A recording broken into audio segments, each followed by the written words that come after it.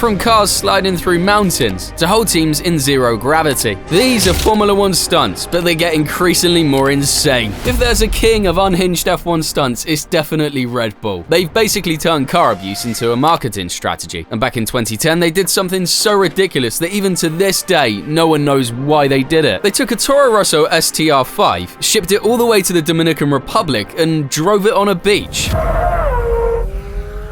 Red Bull wanted a stunt that they felt was fresh and wild, so they pulled up to Punta Cana like it was the most normal idea ever. Then they rolled the car onto the shoreline while people gathered around. But here's the thing, beaches are basically the worst place you can put an F1 car. However, the V8 fires up, the shoreline starts shaking, and suddenly the STR5 is blasting forward like it stole something. Huge sand plumes shoot into the air, the car drifts right next to the water, sliding like it's trying out for a Dominican Fast and Furious spin-off. What the hell happened to those movies, by the way? And Jaime Alguersuari, my guy was sending it. He slid through the beach with this weird mix of confidence and please don't explode. What's that? Every frame looked cursed and cool at the same time. At one moment, a small wave literally slaps the side of the car on an F1 machine worth more than my entire existence. But hey, Red Bull pulled it off. It was messy, dramatic, beautiful, and stupid in the best way. And honestly, if that car can survive a beach day, you can survive pressing one little subscribe button. But if you think the beach was wild, just wait, because Red Bull saw a frozen mountain next and basically said, yeah, let's go to the opposite end. And somehow, everyone just nodded. And that's the exact kind of chaotic energy that explains why the RB7, a championship-winning machine, ended up on a freezing ski slope in Kitzbühel. Before Max even touched the car, the engineers had to figure out how to make this poor thing survive the cold. Normally, an F1 car wants heat, warm brakes, warm tires, warm everything. Whoa, not that warm. But up there, everything was freezing. So the team did the only logical thing. They put studded tires on it, real spikes, and snow chains. Mazepin could do with some of those. What I thought, he got a bit trigger happy with the throttle and often had his own accident. Hey daddy, I need studded tires and snow chains, for God's sake.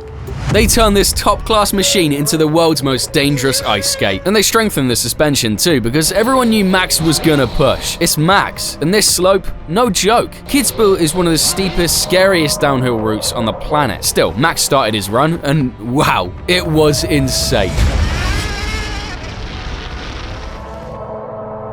He drifted across the ice like it was nothing, climbed slopes that shouldn't be climbable, and rotated the car with so much control it almost looked fake. And the best part, he literally drove up the ski jump like it was just another corner. Ice flew everywhere and the mountain echoed. The RB7 fought for grip like you turning off traction control in F1 25.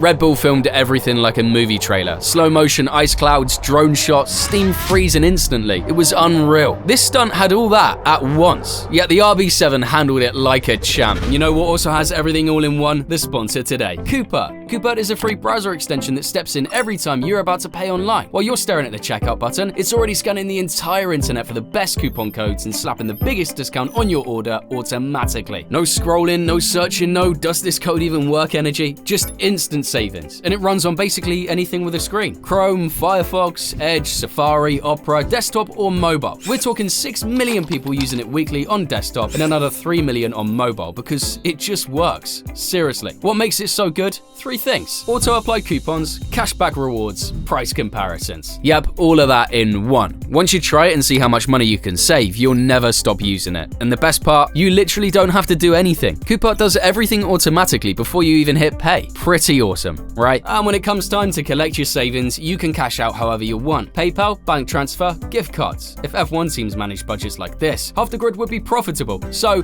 whether you're picking up new merch, grabbing car parts, or just doing the weekly shop, hit the link in the description to install Cooper or download the app. Stunts are expensive, but your shopping cart doesn't have to be. And while Max was shredding ski slopes like a man possessed, Hollywood showed us something pretty different, but somehow still insane. Now it's Hollywood stepping into actual F1 cars. And trust me, this whole thing gets way crazier than you'd expect. Formula 1 loves attention, and Hollywood, they bring attention by the truckload. That's why teams were willing to let 2 of the biggest stars on earth get inside real F1 machinery. Plus they had proper coaching, real engineers supervising, and enough preparation to avoid turning the car into confetti on lap 1.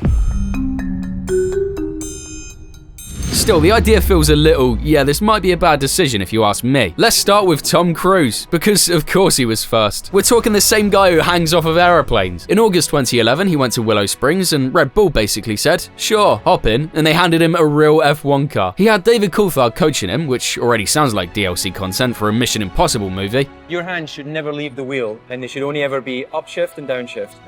Everything else is then just down to your feet. So, but I'm off the throttle when I'm going down. Off the throttle when you're going down.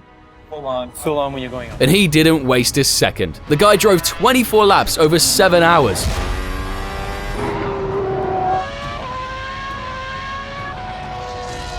Kept improving and somehow knocked 11 seconds off his initial time. 11. He even hit 181 miles per hour, which is wild considering most people panic at 80. Oh, no. You don't want to see that.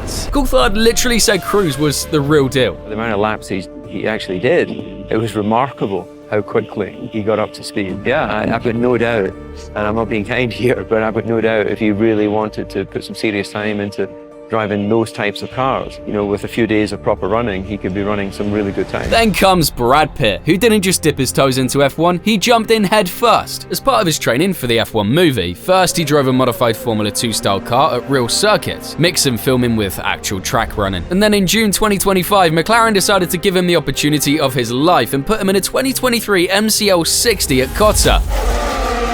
Relapse a lifetime. A real modern monster. He pushed almost 200 miles per hour and afterwards said he didn't sleep for 36 hours because the experience was so intense. How was that? Oh, dude, I'm still on a high. I didn't sleep for 36 hours afterwards. And the craziest part, he hit 197 miles per hour, only 3 miles per hour off that big 200 mark. And here's the important part. They did great, but they're still not racing drivers. However, Hollywood still proves something interesting. With enough training and focus, normal humans can drive these things, just not for too long.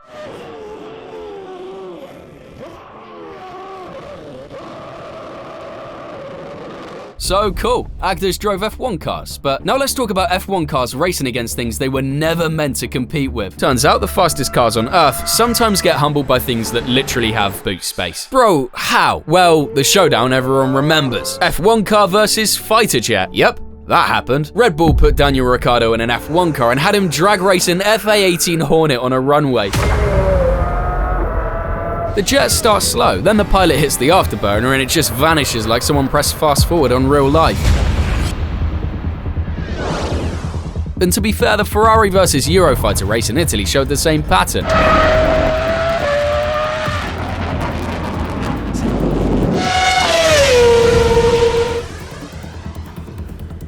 Short runs equals F1 flexes. Long runs equals jet leaves for another dimension. Just when you thought nothing could top F1 car versus military aircraft, Red Bull said, cool, now let's race against 25 rugby players. Ricciardo showed up with that big cheerful smile he always has. And the moment you see that smile, you just know something stupid is about to happen. And yeah, it was. The idea was simple. Take Bath Rugby's strongest forwards, these dudes are built like refrigerators with legs, and put them in front of an RB11 Formula 1 car. Not to race, not to push it, to stop it. And here's the thing, this stunt wasn't just about being fast or looking exceptional, it was just a pure strength test. Human versus machine. The rugby guys lined up like they were preparing for the final battle of a movie. Now, originally you'd think the F1 car would absolutely destroy them instantly, because yeah, it has insane torque and ridiculous grip. But here's where things get interesting. The rugby forwards actually held their ground. The rear stepped, the wheels spun, and the car kind of hesitated. The RB8 looked like it was trying to move a mountain, while the scrum dug in like their life depended on it, which it kind of did, to be fair. This wasn't a blowout, not even close. The players didn't get deleted or run over. They resisted hard enough and saw how much the car would struggle without proper launch conditions. And if watching a human wall hold back a Formula 1 car wasn't already ridiculous, just wait, because Red Bull got even crazier. This stunt literally starts in mid-air, and I know that sounds stupid, but stick with me because Red Bull somehow made it real. They basically looked at normal pit stops and said, too easy, what if we turn gravity off? Instead of a garage, they flew the entire pit crew inside a parabolic aircraft, the same type astronauts use to train. The plane climbs, drops, climbs again, and every time it hits that perfect curve, adios. Gravity disappears for around 20 seconds. In those short moments, everything inside becomes chaos. Humans float, tools float, even the F1 show car looked like it was trying to escape. And because those weightlessness windows are tiny, the timing had to be perfect. I swear, watching a wrench drift by like it has its own travel plans is weirdly calming. Everything becomes unpredictable. Every push, tap, or twist comes back at you twice as hard. And the car, yeah, it floats too. But somehow, even with all the drifting bodies and tools doing their own thing, they managed a full pit stop in midair. Tires off, tires on, everything tightened, all while moving like pro astronauts. Finishing it, that was a massive flex.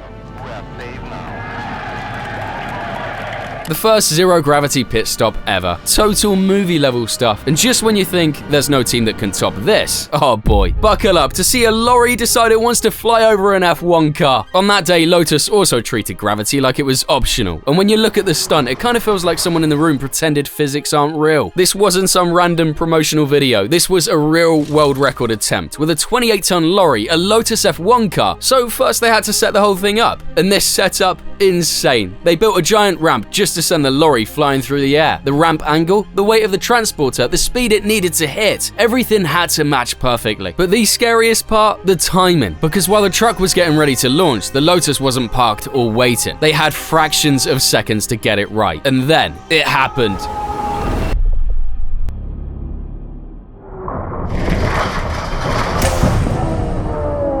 Below it, the Lotus just glided through like it had plot armor. No panic, just smooth speed. Watching the replay, your brain goes, nah, that can't be real. But the danger was absolutely real. If the truck's angle was off by even a tiny bit, game over. If the Lotus understeered just a little, pancake mode. However, everything went perfect. Perfect timing, perfect chaos. A truck literally flew and the Lotus didn't even flinch. It's still one of the cleanest, craziest flexes Lotus has ever pulled off. And if you think this was madness, hold up until you see the crazy stuff on public roads. Preparation started before dawn. The entire bridge shut for 5 hours. Not everyone happy 200,000 cars had been replaced by just one fast one. This wasn't just a city hosting a promo. It was a whole city closing everything and letting Mark Webber go wild. Thousands of people lined up like they were waiting for a Marvel premiere, and the energy was insane. And of course, Webber didn't show up like some polite tourist. Nah, the man arrived in the BMW-powered Williams FW26, ready to send it.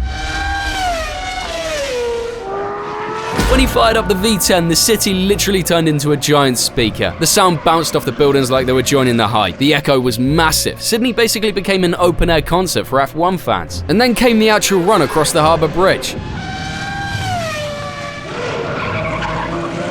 The city was loud, messy, uneven, completely unpredictable, and he still made it look like a highlight reel. And if you thought the skyscraper echo was wild, wait until you see an F1 car on top of a skyscraper. In 2013, Red Bull didn't just celebrate a championship. They went all out and created one of the craziest promo moments F1 has ever seen. Instead of the usual victory laps or trophy photos, they chose the Burj Al Arab, the giant seal-shaped hotel in Dubai, and decided to do donuts on that helipad. The Burj helipad is 210 meters above the sea.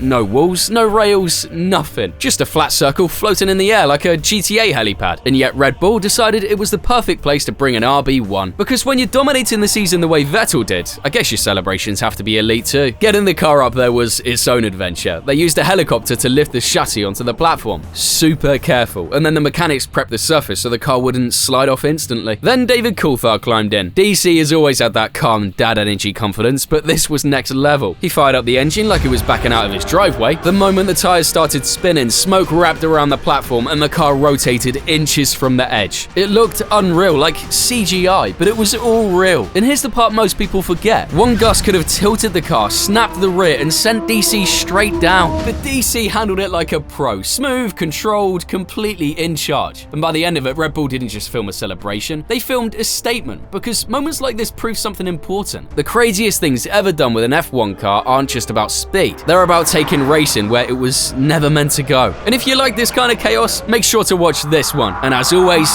thank you for watching.